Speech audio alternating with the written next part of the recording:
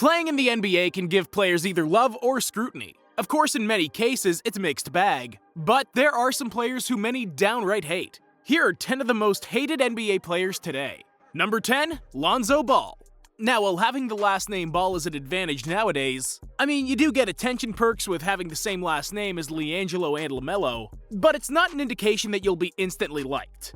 Take the case of the oldest Ball sibling, Lonzo. Hyped up immensely by his father LeVar, and majority owner of the famous Big Baller brand, Lonzo had to harbor a lot of hate from an early age. Before he even entered the league, his father was already making ludicrous statements stating that Lonzo was Magic Johnson with a jumper, and was a better player than Steph Curry, even comparing him with the likes of Russell Westbrook and LeBron James. And it certainly, absolutely does not help that LeVar himself claimed that in his prime, he would have beaten Michael Jordan one-on-one. Former player Don McClain called Ball's claims outrageous. After Lonzo entered the league, LeVar continued supporting his son no matter what, even openly criticizing teams his son has played for. After Lonzo was traded by the LA Lakers to the New Orleans Pelicans, Ball vowed that the Lakers would never win a championship again. After they did in 2020, he had this to say: "Heck no, they in the bubble. They're in the bubble and all this stuff goes right, like I told them. They need to send me a thank you card on the fact I gave incentive to win. I said they'd never ever win. You know they was talking about that the whole year. What did you say last year that somebody remembers? That's how I be living in people's heads. Just so they can say I told you that you was wrong. I still go to bed, take me a nap, eat my donuts, I don't think about nothing. They've been thinking about this for a whole year. I'm glad they won. Lakers is always my team because I'm from LA. But the success they had, you're in the bubble playing in the same place. You've got the two best players. You're supposed to win." It could be said that Lonzo is hated largely because of his father's antics. Number 9, LeBron James. The king of the NBA is frequently considered one of the greatest players in NBA history, so much so that it's actually an active discussion over who's better, him or Michael Jordan. That's certainly not helped his cause, as many of the game's older fans have hated him simply for this comparison. Others doubted whether LeBron was as great at making shots when under pressure, something his former teammate and now Brooklyn Nets star Kyrie Irving has publicly spoken about, saying, "One thing I've always been comfortable with, I felt like I was the best option on every team I played for down the stretch. This is the first time in my career I've looked down and be like, that motherfucker can make that shot too. And he'll probably do it a lot easier. It's not so much deferring because in past situations where I didn't take the last shot, I felt guilty. I want this game-winning shot, but also you want to trust your teammates. Not that I didn't trust my teammates, but I felt like I was the best option." Amidst criticisms of his performance in the clutch and calling himself King James even before he won his first championship, LeBron has become a magnet of ire from the fans, especially regarding the moment he publicly chose to sign with the Miami Heat in 2010, in an event known as The Decision. Another impression LeBron gives out is that he in effect becomes the general manager of a team who's highly influential in getting players on the team or out of it. Analyst Chris Broussard sums it up. He stands for player empowerment. When LeBron had the audacity to say, "I as a player can put together a team better than my front office," and he did it, when most of the country was hating on him, that was polarizing. A lot of people didn't like that. He started this trend, which is now commonplace, of players putting their teams together. Looks like the king does indeed have a lot of hostile subjects. Number 8, KRISTAPS Porzingis. So, back in 2015, KRISTAPS Porzingis was drafted by the New York Knicks, and immediately the boos came raining down. Not only were Knicks fans disappointed in the then unknown player from Europe, but they simply felt that he wasn't the piece they needed. European big men like Dirk Nowitzki and Pau Gasol have certainly succeeded in the NBA, but there was always the possibility of Porzingis becoming more like the next Darko Milicic or Andrea Bargnani. Knicks fans simply saw him as too much of a liability. Perhaps as a nevertheless, Porzingis would prove critics wrong as he put up great numbers in his 3 seasons with New York, until he injured his ACL. At the end of the 2017 season though, former player for the team Phil Jackson criticized Porzingis for not scheduling an exit interview, saying, "I don't think I've ever had a player over 25 years of coaching, maybe 30, not come to an exit meeting. So it's not happened to me. I know it happens to other people and other players." It has happened to Jackson in the past though, with one Shaquille O'Neal. KRISTAPS would be traded to the Dallas Mavericks in 2019, where he teamed up with fellow European star Luka Doncic. Porzingis would at times be criticized in comparison to the usual performances of Doncic, and Mavs owner Mark Cuban had this to say about their relationship. "On the court, they're fine.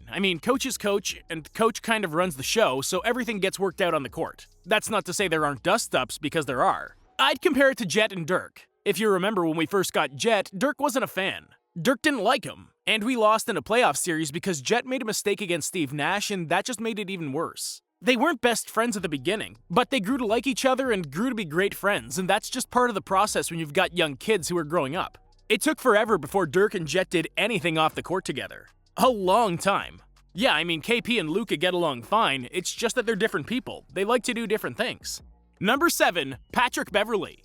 6'1" guard Patrick Beverley is certainly not someone you'd like to defend you. Despite his small frame, Beverley's known for giving it his all on the defensive end of the floor, constantly harassing players of every shape and size. His tenacity has caused a dislike from players he went up against. Like in the 2021 playoffs, Mavs star Luka Doncic went head-to-head against Beverley and his LA Clippers, and he had only this to say about Beverley's defensive prowess during Game 1. "You're too small." That statement was picked up by NBA mics as Doncic scored a bucket in the paint, and all Beverley could do was to foul him. Russell Westbrook also once had this to say about Beverley when he went up against him.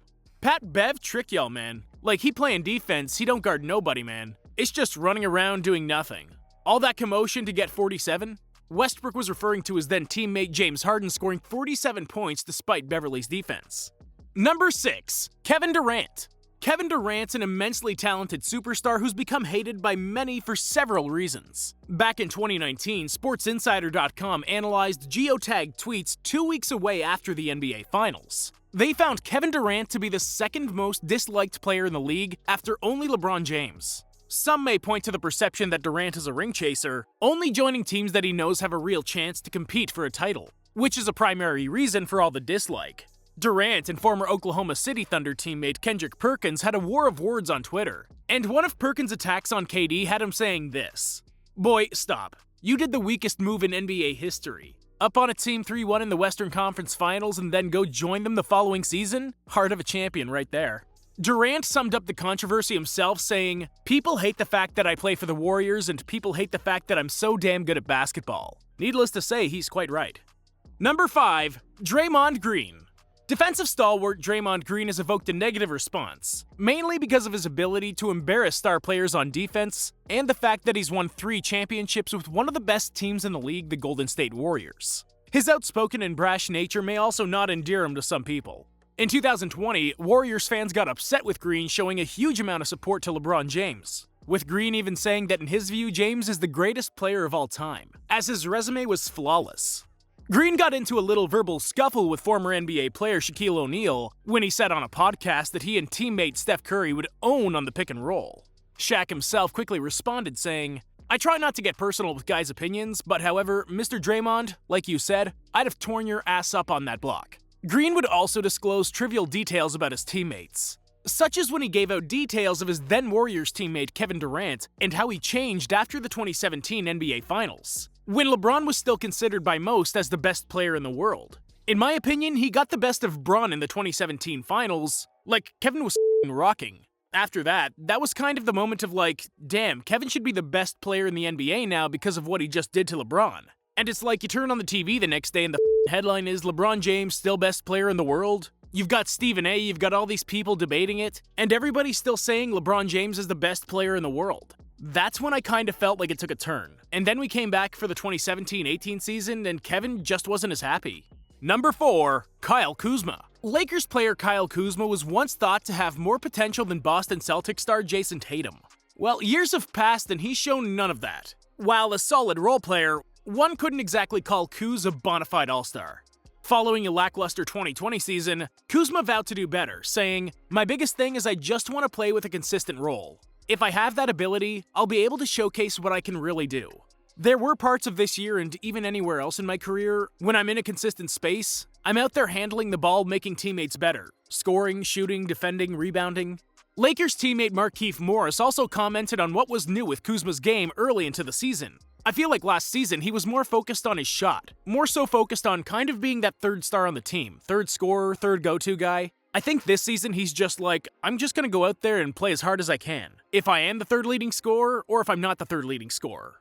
Once I get out there, I'm gonna try to grab every rebound and steal some extra possessions for us." And that's what he's been doing, man. His performance in the regular season was decent but not great. And in the playoffs, he averaged a dismal 6.3 points per game on 29% shooting.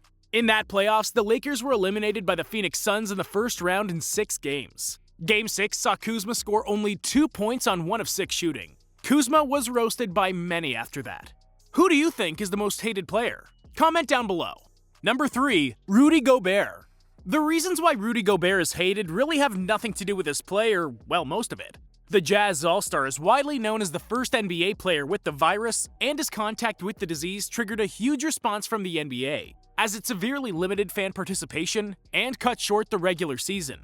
Gobert's behavior during a Utah Jazz press conference explaining his reaction to the virus was widely criticized. After his session with the press, Gobert touched every microphone and recorder close to him, which many regarded as insensitive and irresponsible. Gobert apologized to the public and eventually was cleared of the disease. Before that, there was also the perception that Gobert was too emotional, and in 2019, Warriors players Draymond Green and Andre Iguodala mocked him on Twitter, and their coach Steve Kerr responded, "It's modern NBA Twitter warfare. It never ends. It seems to be one of the most entertaining dynamics in the league. I stay out of it, so you can ask Draymond and Rudy about that." In the 2021 playoffs, Gobert's play would get scrutiny in the 2021 Western Conference semifinals, where against the LA Clippers, the Jazz accumulated a huge lead in Game 6. Gobert's play was widely blamed as the reason the Clippers would etch out a massive comeback victory and win the series. Number 2. Ben Simmons.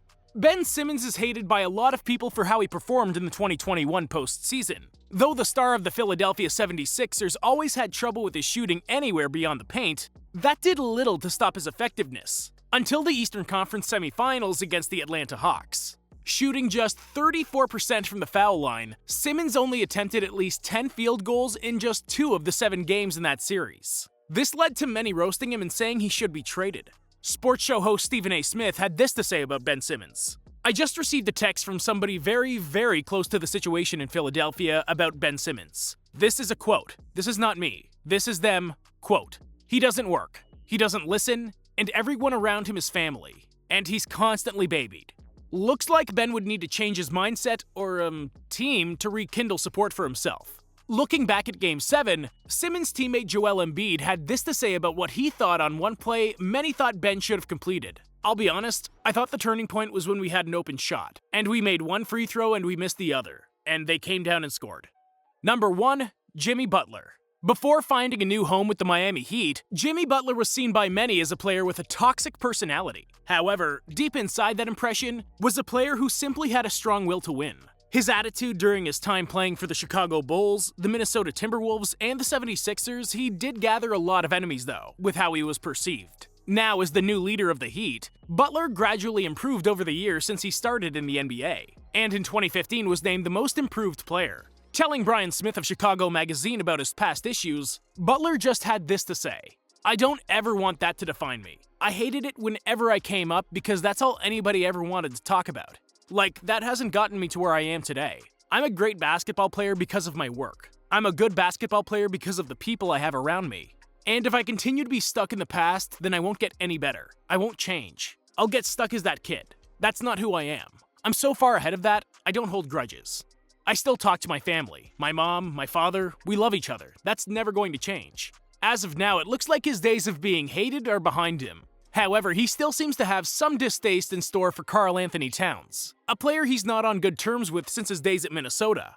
At a game between the Heat and Timberwolves in May of 2021, Butler had a heated exchange with Towns, caught by the NBA mics. Butler was heard calling Towns a loser. Butler would continue the trash talk saying, "You soft as baby shit. I already punked you once." To which Towns would reply by telling Butler to call Rachel Nichols. Nichols is an ESPN reporter whom Butler has had several interviews with, and there were rumors of a link-up between the two in 2020. The multiple interviews Butler's given Nichols has led to apparent closeness between the two. Do you define how great a player is by how well he can handle scrutiny? Doesn't it say something about their mental toughness? Whatever your thoughts, comment down below. And don't forget to like this video and subscribe to the channel for more NBA content.